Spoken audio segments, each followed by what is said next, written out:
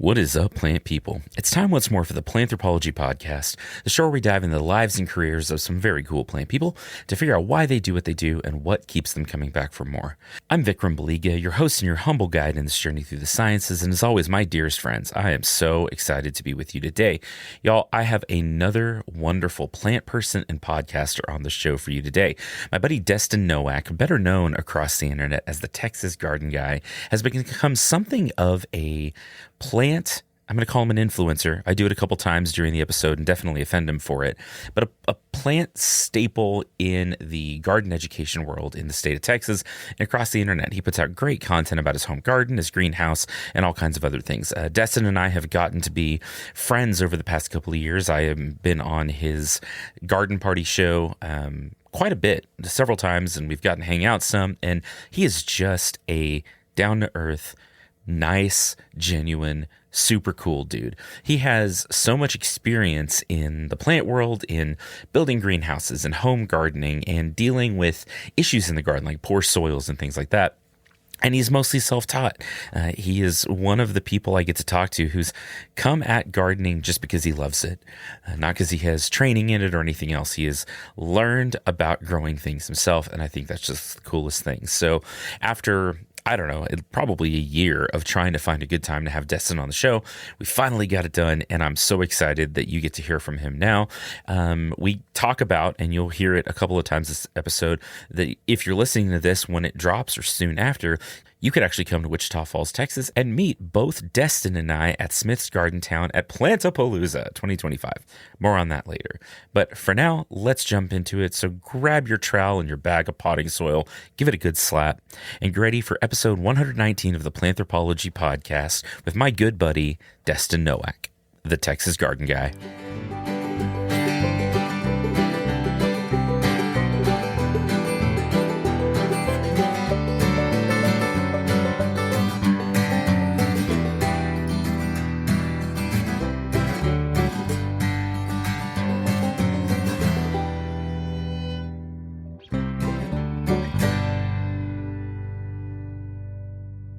Dude, I am so excited to get to talk to you today. Destin, how are you doing?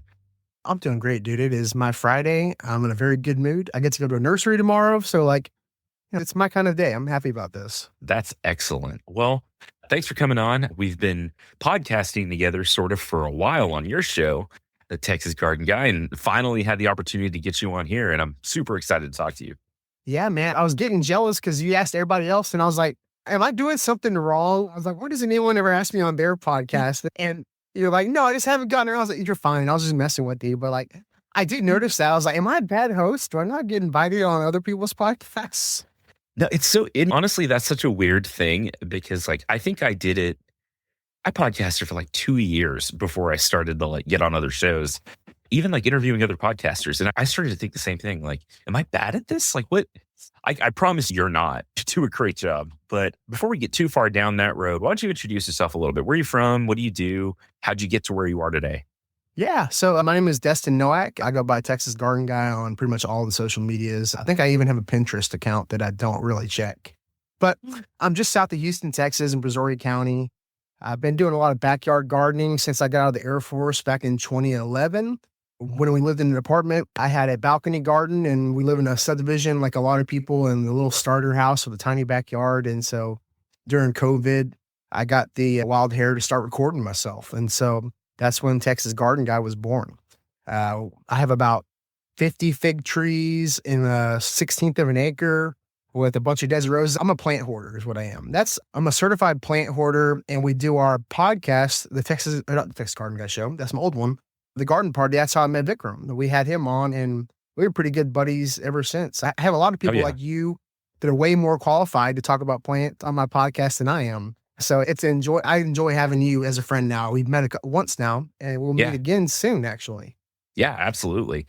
And and we'll talk about that a little bit more later, but we've got a cool event coming up. Actually, I'm trying to think of when this episode actually releases. I think it's next week as this episode comes out. That's perfect. Could be good to promote for the 31st. Yeah. Yeah. We're a week out from a really cool event in Wichita Falls, and we'll give you all the details a little bit later in the episode. But if you're in the Metroplex, sort of North Texas area, put May 31st on your calendar to come see us at Smith's Garden Town.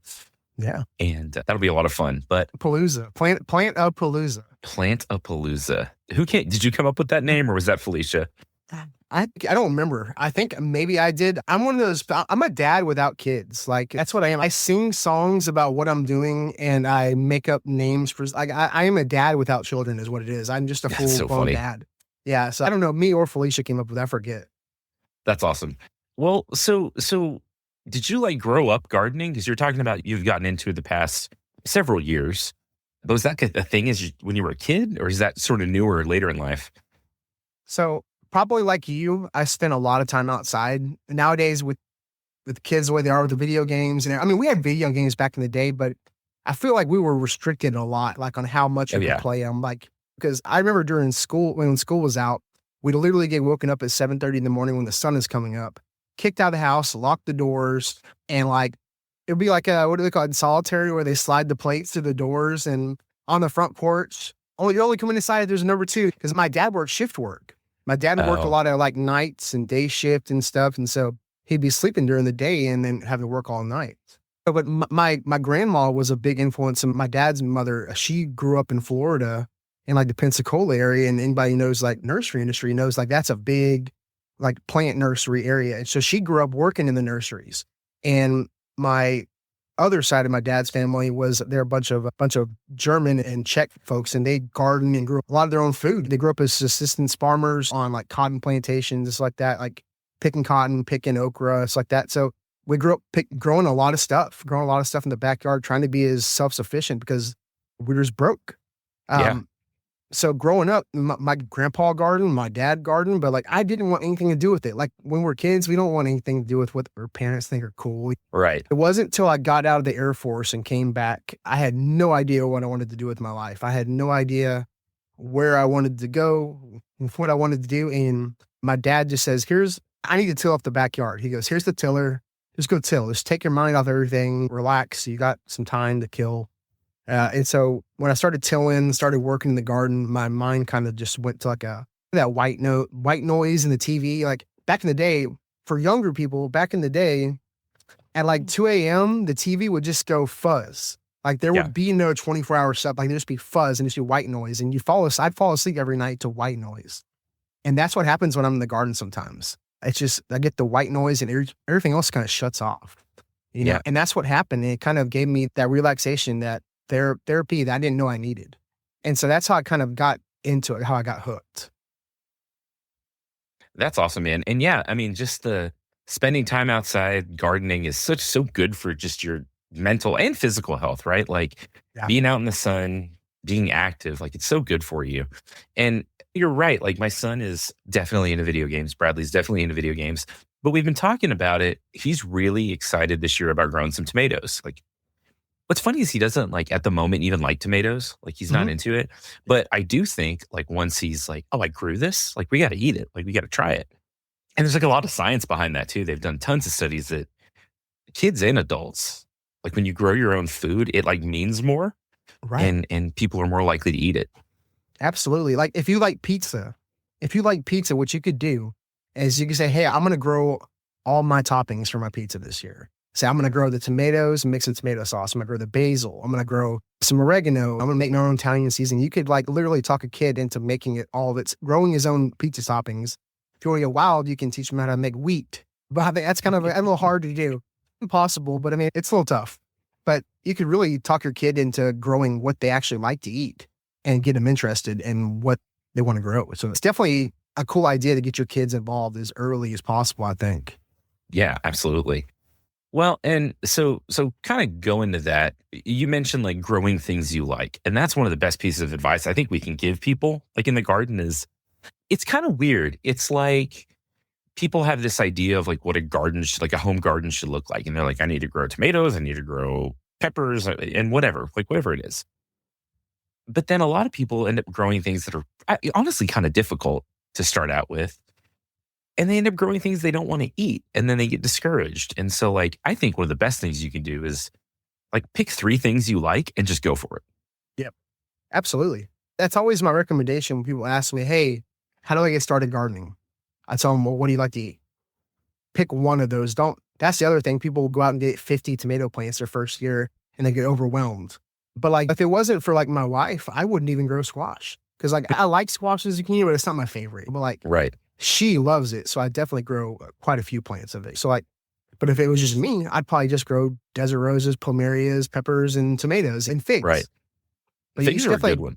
Yeah. Oh, figs are so easy. But like, you're absolutely right, though. You should definitely customize this blanket mindset of what a garden is. Like Farmer Brown down the road's got everything. Your backyard could be whatever you want it to be. Your garden could be whatever you want it to be.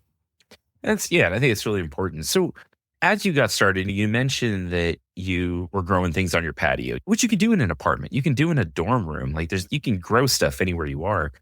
But you've really like, I don't know, taking the bull by the horns here and just seeing like your videos in your garden and all of that. Like you've got a ton of stuff.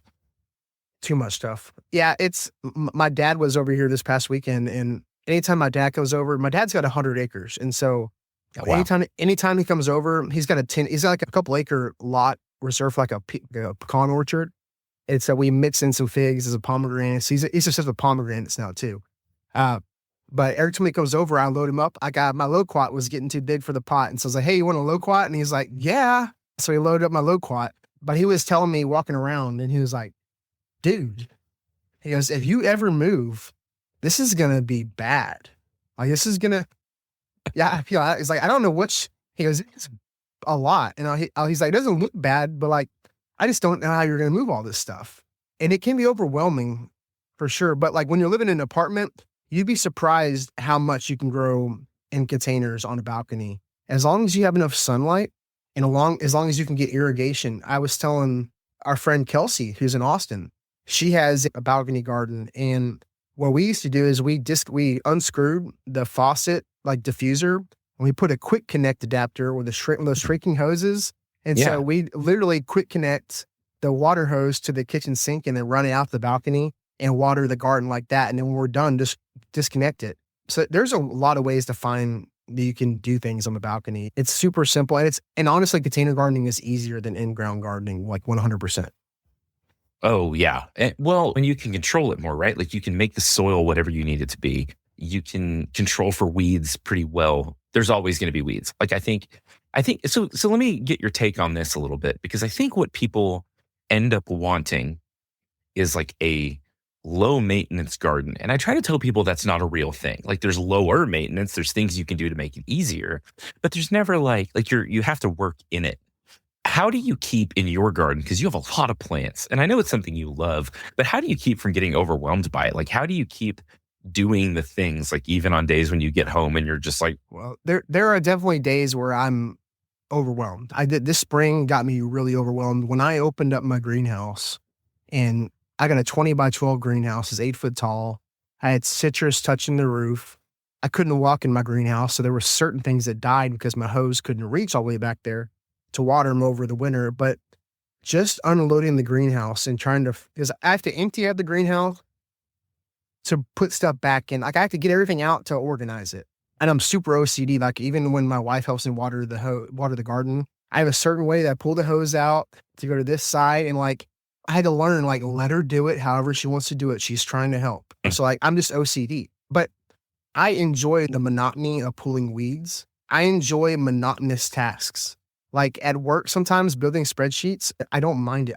That's what pulling weeds is, repotting. It's all like monotonous work sometimes. And it's like I was saying earlier with like tilling. It's white noise. It's kind of like, I know I'm going to redo this. I know I got to transplant this. It's kind of that white noise again, where it's kind of like therapy. You just shut your brain off and pull weeds. Like that's my thing.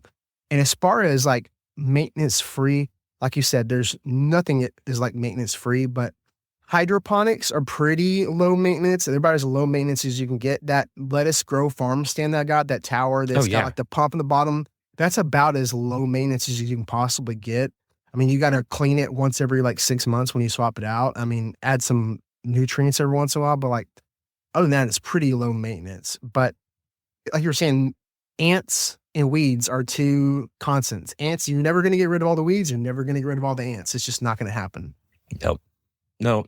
And I think there's something to that too. Like I think like you were talking about these repetitive tasks, but more than that, like something that you care for and that you have to be intentional about caring for, like your garden or specific plants, like it's really good for you. I think people that get bogged down in, especially, I spent years working in the greenhouse, right? Like years running a greenhouse. And now, like, I have plants in my office, but it's like four of them instead of a whole greenhouse full of plants. And I think like it's easy to get bogged down in the desk job and just, I don't know, some days I get home and I'm just so mentally drained that I just sit there. And I think but Bradley and I have been going out and like going to the park now that it's warmer and getting outside most days and playing around. And it's like, I don't know how to explain it to people that don't experience it, but it just clears your head. It really helps. Like it's, for my mental health, at least, it's a huge deal. Right. Well, and another thing that I try to explain to people is we all know there's only 24 hours a day, right? You have to get a certain amount of hours of sleep. You know, you got to go to work for 8 hours. So what are you going to do in those 12 hours that you have, or those 6 hours you have free, 8 hours you have free? Are you going to sit in front of the TV watching football on Sundays? Are you going to go outside and garden? Are you going to go to dinner? Are you going to go here? Are you going to do that? Are you going to go on vacation? Cut out football. I used to be a diehard football fan, watching football every Monday, Thursday. They play them every game, every day of the week now. I cut out football and I found my production levels got so much higher because I thought about all the hours, because I wasn't just watching the Cowboys. I'd watch all the games. So like, you got to decide what's more important. Is it the leisure or is it the production? I find more satisfaction in production than I do in the leisure, because then I feel like when I do sit down, I sleep better and I feel like I deserve it when I sit down. Yeah, absolutely. Absolutely. So, you mentioned the differences between container gardening, or we could call that raised bed gardening too, and in the ground. And there's definitely some huge ones. I would think, especially in like a heavy clay soil like you've got down there in your part of the state, like that's got to be such a challenge. Yeah, when people ask me about in-ground gardening, I tell them I don't know, because I don't do any in-ground gardening. I'm in a subdivision where they brought in the cheapest fill dirt. It literally cracks when it is a rain for about 2 weeks. My ground will just start to crack, and you can literally drop I've almost dropped an AirPod in the crack, and literally it's going to come out like on the other hemisphere. So it's insane how bad the soil is. And I mean, I tell people you could go dig a hole 5 foot deep and come out the next day and it's just still filled with water. It doesn't drain. So that's why it's so important for me to bring my soil in, because it's just gonna be so much better. And I would say the minimum bed depth would be 12 inches. I make like 8-inch beds, but 12 inches is probably the minimum. 18 if you can do it. But yeah, you're able to manipulate that soil a lot easier. I mean, from your time in like the ag extension, like having to do soil samples and amend stuff, like it's a lot of money and a lot of time and a lot of energy. Oh yeah, for sure. And then why fight it forever?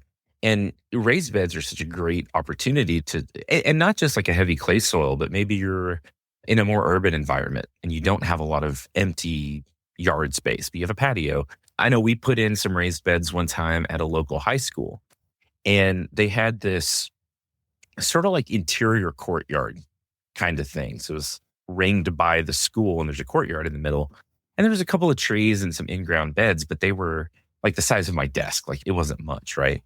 And so we brought in some raised beds. We brought in soil in the culinary class. And I think one of the ag classes were managing them and growing basil and onions and herbs and things like that. And it was like such a cool deal. And I know there are some like purists out there, some garden purists that are like, it's not in the ground, it's not right. They're fewer and farther between than I think they used to be. But like, I think we do what we got to do, right? I get the weirdest comments and like faces when I tell people I've never done a soil sample. I've never done one soil sample, but I bring in my soil though. I bring in all my soils. I don't even get it by the truckload, because for me, it's easier to manage with the bags because I've got a 3-foot gate. It's hard to get, like, I have to have some free space to store a pile of soil as well. So bag soil, I really don't have to worry about. It says testing the soil unless I was having issues. But luckily, I haven't had many issues with soil. So that's good. That's good. And you talked about your greenhouse a little bit, and I know you said plant hoarder. I was going to say collector. We can cut that however you want. I've accepted it. So what kind of things do you have in your greenhouse? What are some of the cooler specimens you've got in there? So I started out when first started gardening with a couple cuttings of figs, and I got them off Facebook Marketplace because growing up, any family in Texas, their grandma had a fig tree in the backyard. So like I wanted a fig tree, and so I went and got cuttings, and you find out how easy they are to propagate, and you went from having 5 fig trees to 100 fig trees. So like I got my license. Make sure if you're going to sell plants in the state of Texas, you go through the Texas Department of Agriculture and get your license because they will fine you per plant. Absolutely. Yeah, so it's a fair price to pay to not get in trouble. Yeah. But then over the years, I've gotten more into, like a couple of years ago, I started getting into diniums and plumerias, a lot of the malvaceae, the dogbane family, and kind of got me into more succulents and cactus as well. So like here lately, it's been more your Dorstenia gigas, a lot of euphorbias, just a lot more rare stuff. I'm moving away slowly from lots of big things to lots of small things. I don't know if that's like a Tetris move where I only have space for small things or what, because like if I ever had more property, I'd probably go back to getting big stuff until I ran out of room for big stuff. And then I'd get the little stuff. So here lately, it's been more cactuses and succulents, getting some rare varieties and stuff like that. So my greenhouse, though, holds all my tropicals. So plumerias, hibiscuses, cactuses, a lot of like my rare stuff I put in a grow room in my garage over winter. I don't trust my greenhouse to keep it above. A lot of your desert roses, succulents, they don't like it below 50 degrees. Right. So when it gets like to the high 40s, low 50s, I bring all that stuff indoors in my garage with heat lamps, space heater, grow lights. And so they never actually really go dormant. But in this part of Texas, I'm in zone 9B. We only really need a greenhouse per se for about 2 months out of the year. Right. We had a pretty wild winter this year, 5 inches of snow. And it hasn't that's crazy. It hasn't gotten hot yet. It hasn't really gotten hot yet either, which I'm surprised. It's almost mid-May and we haven't like gotten to like mid-90s yet. It's very strange. It is weird. And so as we record this, it's early first week in May, beginning of the second week in May. And we just had some folks here in town from Cancun, from a aeroponics company in Cancun. And it's already hot there. It's always hot there.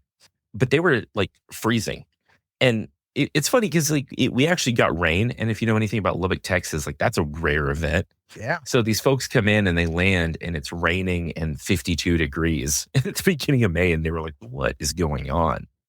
But it's been an interesting year. We had a little bit of heat early. So we had maybe a week in the mid 90s, like in March, and then it cooled back off.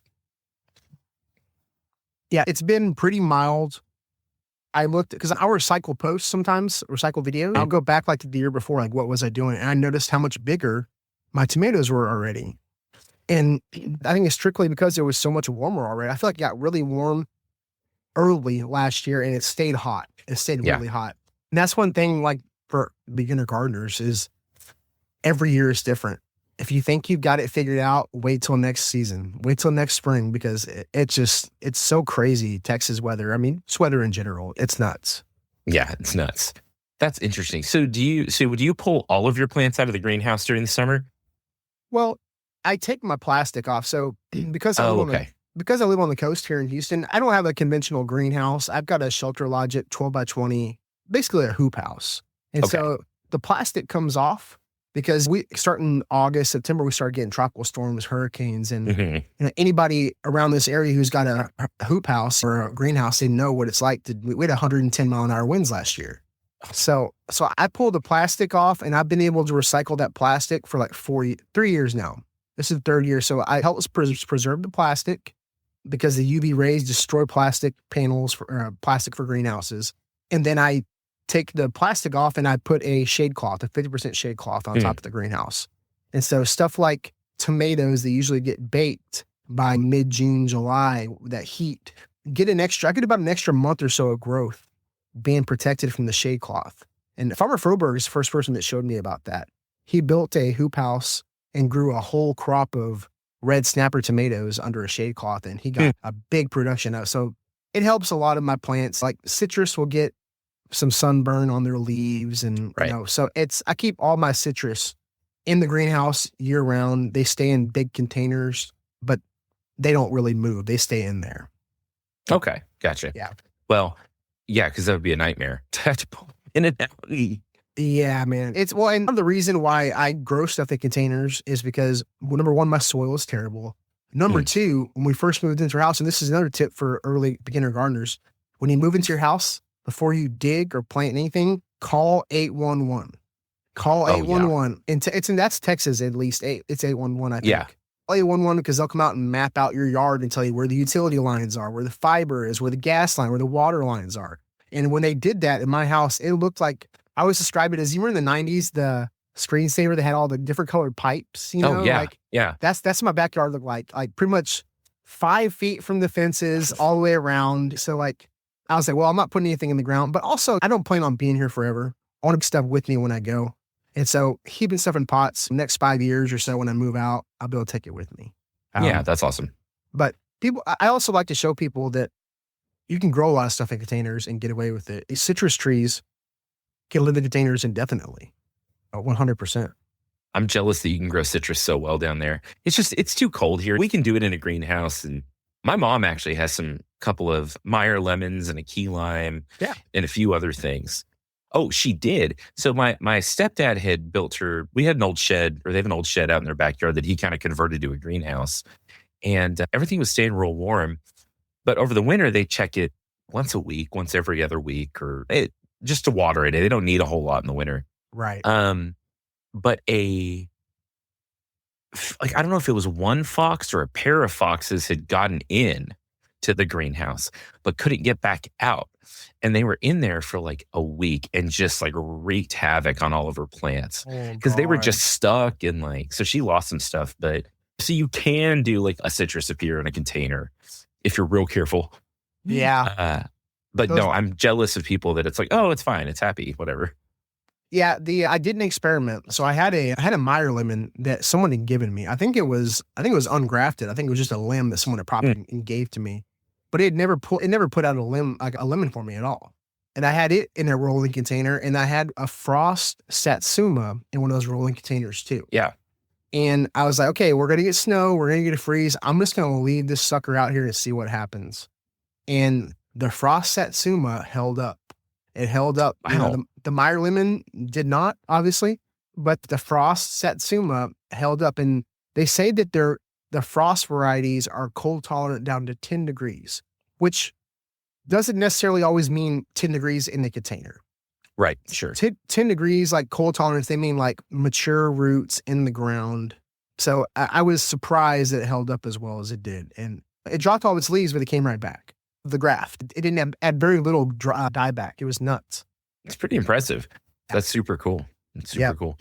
Well, so looking at the time, this is actually a great time to take a quick break. And before we go to a break, you've been sort of alluding to all the stuff you teach people about plants and all the cool stuff you get to do as a plant communicator. I was going to call you an influencer, and you really are, but I don't want to offend you. You an influencer? I hate the term influencer so much. And I know you do. So when we come back, we're going to talk about how Destin's an influencer and about a new gig that he's got. Well, hey there. Welcome to the mid-roll. Fancy meeting you here. How are your houseplants? Are they doing well? I hope they are. Give them a nice little stroke on the leaf, just for me. Tell them I sent you. Hey, thanks for listening so far. I hope you enjoyed this episode as much as I have. It's been a lot of fun talking to Destin, and again, I love just getting to talk to my friends on this show. Speaking of that, there are a couple of things coming up that I just want you to be aware of. Not really big format changes, but since Planthropology started, it has been loosely tied to my job right here at Texas Tech University as a professor in the department. And I was talking to my department chair, and we're at an interesting time of transition in the department. I said, hey, what do you think about me sort of carving this out, making it a side project of my own? And so he was like, yeah, that's fine. In fact, I'm starting another podcast with a colleague called Deep Roots through my college here, and more information on that soon. You'll hear plenty about it, I promise. But Planthropology now is kind of just my thing. And I have nothing but respect and admiration, and I'm so grateful to Texas Tech and the Department of Plant and Soil Science for supporting it this far, and it means the world to me, and just a big final thank you to them. It's not the last you'll hear about this, but I just wanted you to know that some things are changing just a little bit. I think some of the guests I'll bring on may change just a little bit, the format of some of the episodes, but same old Planthropology, the same thing you have come to expect. If you want to support the show, go leave us a rating or review on Spotify or Apple Podcasts or wherever you can. If you want to pick up some merch, go to planthropologypodcast.com. If you want to financially support the show, go to buymeacoffee.com/planthropology. And for the price of a coffee, you can buy me coffee and hosting fees and other things now that I'm slightly less supported by a university. Aside from that, I've got a couple of new projects coming up. Again, follow me across the internet as The Plant Prof, where's Planthropology, but I also just started a Substack newsletter. And this will be deeper dives into some of the stuff we talk about on here. A lot of the stuff I talk about on my social media. So follow me. You can find me at Vikram Baliga. You can look up The Plant Prof. And my newsletter is called Office Hours. So you've got questions, that may be a place they get answered. So go subscribe to that. There's a link in the description. And we talked about in the beginning of the episode, and we talk about later in the episode as well, that we've got an event coming up at Smith's Garden Town in Wichita Falls, Texas on May 31st, 2025. So if you're anywhere in the Metroplex, anywhere close to Wichita Falls and would love to come see us, we would love to see you there. So again, that's Smith's Garden Town, May 31st, all day while the nursery is open, and come see us for Plantapalooza 2025. And without any more blabbering, let's get back to the episode. So I apologize for calling you an influencer. I know that's it's like a gross word. Someone called me that the other day, and I was like, you have got to stop. Like, you've got to stop with that. It's not, so the term influencer I don't have a problem with is when people call themselves influencers. Like, it just sounds, it sounds cringy. You know what I mean? Like, oh, I'm an influencer. Like when I put people say, I create gardening content. I create backyard gardening content. That's what I do. I'm not trying to influence. Like, if someone calls me an influencer, like, it's okay, but like I just, for me to call myself an influencer, it just sounds like cringy as hell. And when people tell me they're an influencer too or something like that, I'm like, ooh, dude, don't do that, man. Like, so I'm just a gardener who has the camera on sometimes. That's all it is. It's like giving yourself a nickname, right? Oh, dude.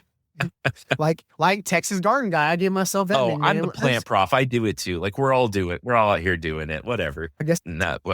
Hey, you're in good company. But let's talk about that. Let's talk about the Texas Garden Guy, because it's really grown into something super cool. Yeah, it's evolved. It's definitely evolved. When I started out doing the social media stuff, I think my first handle was like HOA Homestead, because I was watching all these homesteading channels and I was like, oh, I'm going to show what it's like doing stuff and then it was just my name. And then I was literally on a group chat with Farmer Froberg and Gardening with Des. And I was like, hey, I got to come up with a name, like it's something that rolls off the tongue. And I was like, I've had Chat GPT and I came up with it in 5 minutes. But so we came up with like Texas Garden Guy, and I was like, that's it. I was like, I'm just going to stick with it and not change it, and we're good to go. And so it stuck from there. And yeah, and as it's evolved, I used to be the guy that was like spraying all the time. And I feel like as a gardener and as like a content creator, I've really evolved. You ever go back and watch like your first videos? How bad is it, dude? How bad? There's a few that I'm just like, I'm always like, should I delete this? And I never do, because it's out there, whatever. But there's a few of my old ones that I'm just like, oh, what was I doing? Like, what was I thinking? When you're trying to find like what kind of content you're going to make, what your niche is, it's really frustrating, because you'll get like a little bit of success and then it'll encourage you to keep making videos like that. So like some of my first videos were debunking plant myths. So I did a video where I used expired milk. I did like a half and half dilution and used it for powdery mildew, antifungal, and I was like, and my whole garden smelled like rotten milk for like a month. Like, I did the one video and I refused to do a follow-up. It is the electroculture video. Dude, I literally get a dozen comments a day on TikTok. Where's the update? Where's the update? Where's the update, dude? Like, I literally hate myself for making that video, because the gift that keeps giving. Dude, the electrical, and I've been seeing, I don't know what it is, but I've been seeing more videos of people talking. Today, I saw a video of a guy, he drove a copper rod into the ground, put a copper cable on it to a copper bowl, filled it with water and salt, and then he stood in it and meditated. And he's talking about grounding. And I was like, what am I even? And this dude has like 700,000 followers on Instagram. Oh my gosh. And he preaches the book of electroculture, dude. Like, more power to you, dude. I feel like everybody should do whatever they want to do. But like, man, it's just some of the things, dude. Some of the things. Yeah. Sometimes it feels like my algorithm is like betraying me, like actively betraying me, because something will pop up and I'm like, man, why would you think I wanted this? You make an interesting point that there's kind of two sides to it. I agree with you, actually. Like, I'm out here yelling about bananas and all these weird plant hacks, but like, I also think that, if it makes you happy, if it's not hurting anyone, like whatever, like do you, right? But I think where it gets to be a problem is some of these big creators that, and like you said, hundreds of thousands, sometimes millions of followers, and they end up telling people stuff that doesn't work. Yeah. And then these folks spend money and go out and try it and do all this stuff. And then they end up disappointed and discouraged from gardening. And like, that's the opposite of what we should be doing. For sure. And I don't want any censorship. I don't want anybody to be like, so I'm at the train of thought is like, people should just do whatever they want to do, make the kind of videos. We know what they're doing. They're trolling to get more views, and good on them, whatever. And if people don't do their own research, and it's really on them. This is America. Make your own decisions. We all have the ability to go put rotten milk out in the yard if we want to. Like, if you want to spend $1,000 on copper, go ahead, whatever. So, I mean, because I've dealt with it too. I mean, I've had videos where I put out not so great information and it came out and I'm like, well, should I take it down or should I leave it up? And you're kind of torn if it's doing good. It's the worst videos do better. Yeah. Yeah, because people start fighting in the comments. Absolutely, man. So like, it's bizarre, but I mean, I think we just kind of, like I was saying, like let people do their own research. Just don't believe everything you see on the internet, everybody. Go do your own research. And even then it's hard. Yeah.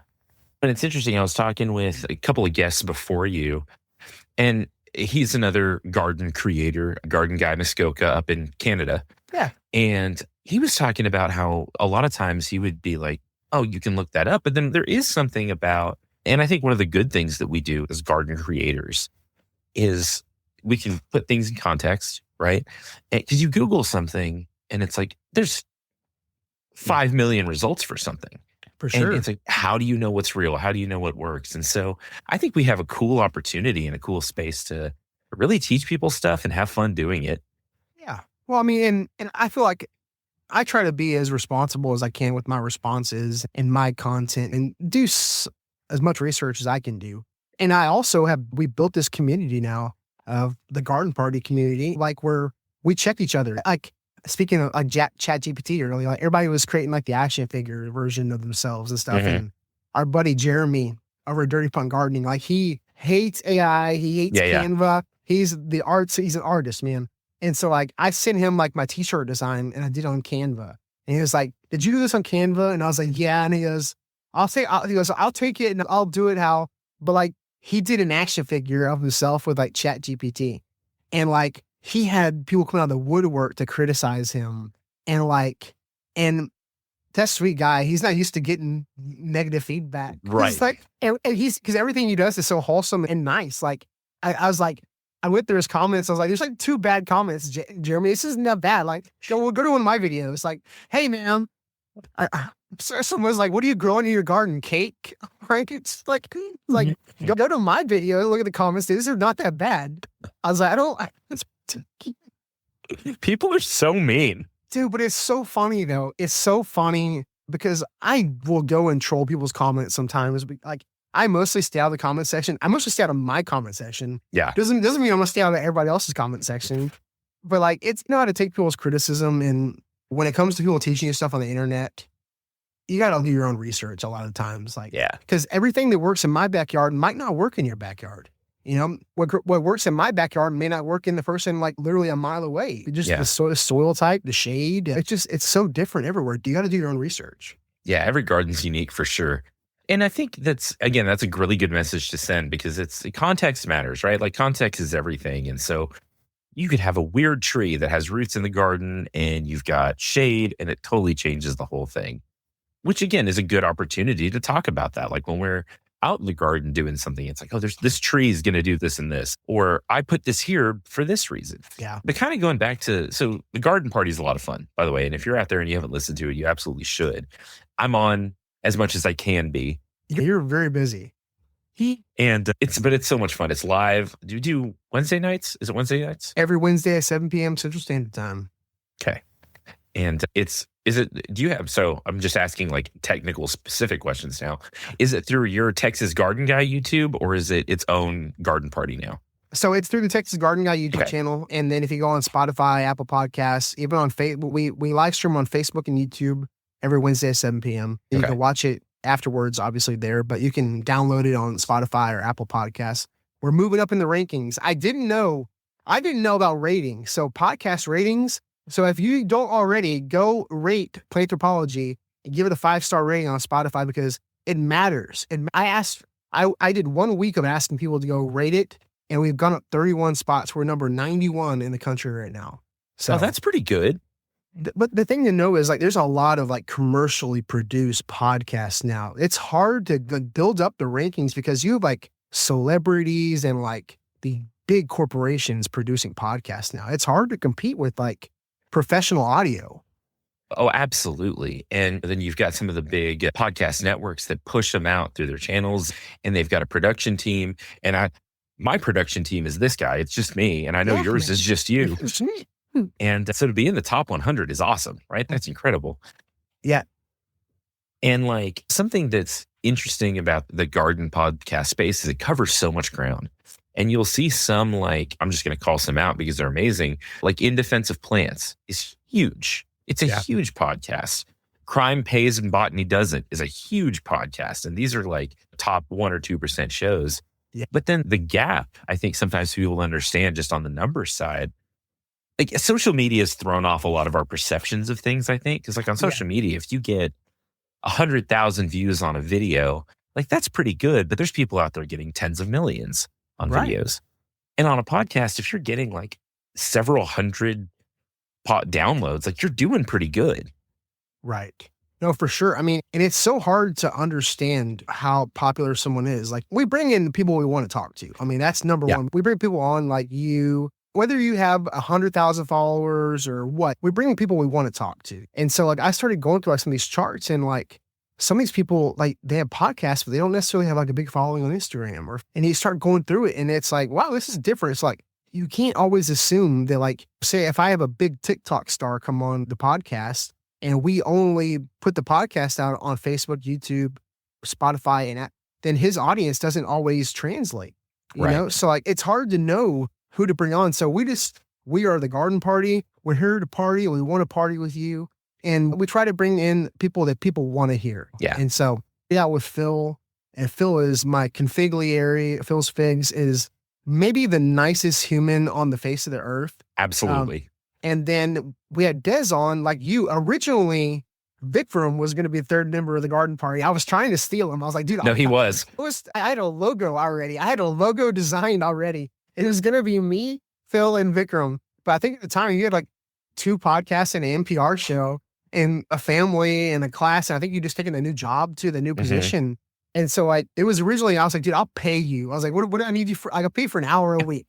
It all worked out. Because we got Des, and Des has been on quite a few times. I've known Des out of everybody, which besides Farmer Froberg, I've known her the longest out of anybody. And she is just fantastic. And I was noticing I would reach out to a lot of female content creators and gardeners, and they weren't always super comfortable coming on and talking to just me and Phil. And as soon as I got Des on, it really helped kind of make them feel warm and welcome. It really helped with that. And so now we've had a lot more female content creators and gardeners on, and we try to create like an open space for everybody. And we also want to hear different opinions, because like you got Phil, he's the East Coast surfer. You got Des, she's the Austin hippie. And you get me, I'm in Houston. I'm a blue collar like gardener. And so like, it's really a broad spectrum of points of view. So like, I think it's a really good setup, and it was worked out for the best, man. It's so nice. Yeah. Well, and something that I think is cool, and it's something that I've kind of experienced just through my own content creation, specifically actually through this podcast, but just in general, is the cool stuff just for you personally that Texas Garden Guys led to. Like opportunities to go do shows and have merch and like do meetups and meet all kinds of cool people. But it's also led to like a new gig for you, right? Like that's such a cool deal. Yeah, man. No, like last year, we've been doing our meetups for a couple of years now where we say, hey, we're going to be at Jorge's Nursery. Everybody show up and we're going to do a walkthrough. And that's kind of led to like every year I do more and more meetups and we'll just do these little nursery things. And then last year, the Texas Nursery and Landscape Association reached out to me to take over their entire social media. And so I had no idea what I was getting into, by the way. I had no idea how huge that thing was. And like, they're like, here, won't you be here this time? And I was like, oh my God. So I'm doing it again this year. So that is one gig that definitely has been nice. I love that. And I've also built relationships with companies that are in the green industry, like Nelson Plant Food, which I announced last night on the podcast that I've accepted an outdoor sales position with them. So I'll be getting to go travel around to nurseries and plant shops and growers and stuff that I love to do and also make content for me and them. So like it's led to me to places that I don't have a 4-year degree. I don't have a 2-year degree. I have like a semester and a half of community college. So to be able to get these opportunities, it tells me I'm doing something right. So that's all the people that come back every week and listen. When you start seeing the Garden Party podcast is the easiest thing I do, and it's the most fun I have because I don't edit anything. We hit record and we go live, and I get to talk to my garden buddies once a week. That is the most fun I have, and it's the least amount of effort. It is so much fun. And so to think that has led me to be able to get a position where it's like a full-time job in an industry that I love and I'm passionate about means everything. And I couldn't be more grateful, man. That's so cool. And it's a good message too. Cause like, I talk about this a lot on the show, but there are so many ways into plant science and into the plant industry. And whether that's, on any side of it, on the content creation, on nurseries, the landscapes, food production, like whatever it is you want to talk about in the plant world. I think that's something that's so cool about, you said that we have a kind of a small knit community earlier. We may have been talking before the show, but it's true. Like, right. We have such a cool community. And I think we see people coming into it from all walks of life and like all kinds of places. But I have always felt like our online, in person, whatever, the plant community is so supportive and so cool. I feel like very little competition in this world. I think it's just such a good group of people. Yeah. No, anytime I meet anybody, I will say that like myself get awkward in certain positions. Like I get a little overwhelmed with certain things. I'm a social butterfly, but like I do get awkward in certain positions. Like at the TNLA thing, my wife was videoing me and we're doing a thing. And some lady walked up behind my wife and tapped her on the shoulder. And she was like, I love your husband. And my wife was like, who the hell are you? Right? I was like, oh crap, my wife's about to beat some lady. My wife is the opposite. She doesn't like people it's definitely different being in situations like that. But every time I meet, like when I met you, like it was like, we know each other. I think that's the beauty of the internet. When I first started doing the podcast thing, I was doing it with me, Jorge, and another guy. And we were trying to get together once a week in person with schedules and everything. And so when I found out about like doing this stuff online, I was like, that is a game changer, man. Because we can have people all around. We've had people from like England. We've had people from Washington on the podcast, people from Canada. I mean, it's been insane the amount of people we can get on from around the world just through the internet. So it's so awesome. It's so freaking cool, man. It's very cool. And you were talking about meetups, and I actually just want to plug our event because it's my podcast and we do it. Obviously, we should. So let's talk about that a little bit. And as we record this, I'm realizing I need to send a video for this to promote it. Yeah. Oh, see, you're beating me. You're ahead of me. Let's talk about Plantapalooza coming up. Yeah. So we've had Michael Fiore from Smith's Garden Town on the podcast a couple of times. And he's a really cool, knowledgeable guy. And I've heard the stories about Smith's Garden Town because Dez is from Wichita Falls originally. Cool. I've only spent a very brief time in Wichita Falls, and it was not super enjoyable because I was in tech school for the Air Force. Oh, yeah. And the only thing Wichita Falls is really good for is Oklahoma's people coming over to get 4.0 beer instead of 3.2. Other than that, in Smith's Garden Town. So I've heard good things, and we've been planning on doing something for a while now. And we kind of just bit the bullet and said, hey, we're just going to make it happen. We're going to make it happen. It's kind of like a halfway point for both of us because you're in Lubbock, but I plan on doing some things in the way up to make a weekend out of it. So it's going to be a good time. We're going to have giveaways. We're going to do some live streams. It's a nice place for like people in the Dallas area because I never go that far. I never go that far north. Sure. So it's a good opportunity for people like in the Oklahoma area, there's South Oklahoma, Dallas, and that area to kind of make their way up there and come hang out. And it's not going to be too hot yet, hopefully. Yeah, hopefully, if we're lucky. Yeah. But yeah, so that's May 31st at Smith's Garden Town. Absolutely. In Wichita Falls. Do you know what the times are? I don't remember the times for it.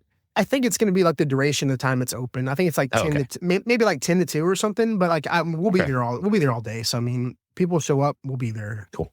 Yeah, they'll have all of us. It'll be me, you, Gardening with Des, Michael, Felicia will be there. The real brains behind the operation at Smith's Garden Town is Felicia. 100%. 100%. She's what makes that multimedia empire go round. But have you been there before? Have you been there? I have not, and I'm excited to go see it. Yeah. Yeah. It's supposed to be huge. So I'm excited to go there, and I'm sure I'll be leaving with some plants, obviously. Oh, I was thinking about that. And I've got to so I'll be making a big loop. I've got like a work thing in Kroll a couple of days before, which is it's in the middle of nowhere, like an hour west of Wichita Falls. And then I'm probably going to go see my dad in the Metroplex after. But I'm like, how do I buy plants to take home and keep them alive in the back of the pickup for a couple of days? And like, I just have to take a tarp. It'll be fine. We'll work it out. Just be strategic with what you get. Get some heat tolerant plants. You'll be all right. They like a little humidity in the back seat. Yeah, it'd be great. It'd be great. Just do what I did. Buy small plants. Yeah. And I can like tuck in all the corners between stuff. It's perfect.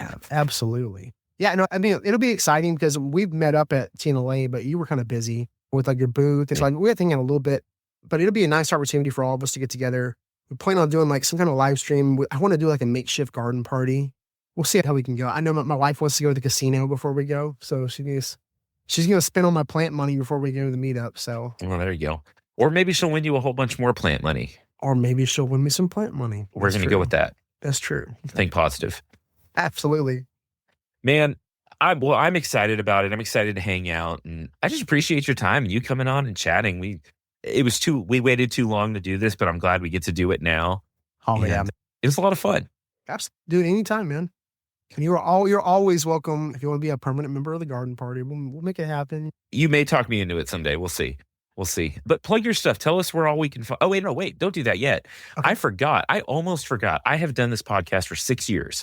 And at the end of every episode, I ask my guests for a piece of advice. And you would have been the first one I forgot because I got so into chatting about stuff. But whatever it is, it can be about gardening, just about life in general. If there was like a thing you wanted our audience to take with them, what would that be? Man, that's a great question. And I have been told by many teachers that I am a distraction to the others around me. So you would not be the first person, you're not the first teacher that told me I'm a distraction. The thing I always tell people is start small with gardening, whether it's smart. We kind of touched on this in the beginning of the podcast. Start small when you're going to garden and start out with stuff you're going to eat. If you don't like okra, then don't buy okra. Obviously, there'll be someone in your family who will eat it.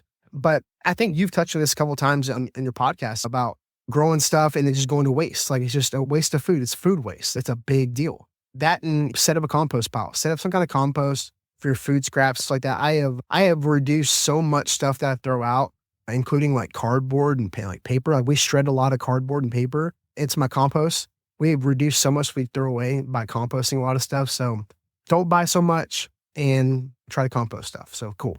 That's awesome. Yeah, it's great advice. Yeah. Great advice. Okay, now tell us where all we can find you. Dude, I am the Texas Garden Guy on all the platforms, and you catch the Garden Party podcast with Vikram soon on the Texas Garden Guy YouTube channel or the Facebook page every Wednesday night at 7 p.m. Central Standard Time. And we actually just created a Garden Party Facebook group, which I believe has about 600 members already now. So wow, that's awesome. We're building like a little community. So like if we don't get to your questions on the podcast, then you can definitely go ask it on there, and then people can we're trying to build a community. of people who can help each other out. So it's, I hate that people only depend on us for answering questions. We should be able to be a little more self-sufficient, like helping each other out. So I think that's what the community we're trying to build. Very cool. That's awesome. Well, man, I enjoyed it. That was a lot of fun. And I'm excited about seeing you soon. Yeah, man. 2 weeks from now, when this comes out. I think Destin's advice is excellent. Start small, but also don't be scared of gardening. Just give it a try. What's the worst you do? You kill some tomatoes? I've killed some tomatoes. I've killed a lot of tomatoes. But again, if you would like to come meet me and Destin, especially Destin, he's cooler than I am, come see us at Plantapalooza 2025 at Smith's Garden Town on May 31st, 2025. But aside from all that, thank you so much for listening. Thanks for being a part of Planthropology. You know I love you folks. You know that I do this for you. Planthropology is written, produced, hosted, all of the things by me, yours truly, Vikram Baliga. Our opening music and closing music is by the award-winning composer Nick Scout, and our mid-roll music is by my good buddy Rui and his wonderful lo-fi dad beats. Thanks for listening. Thanks for being a part of it again. Keep being kind to one another. If you have not yet been kind to one another, give that a try. We could use a lot more of it. Thanks for being really cool plant people. Keep doing that too. And I will talk to you very, very soon.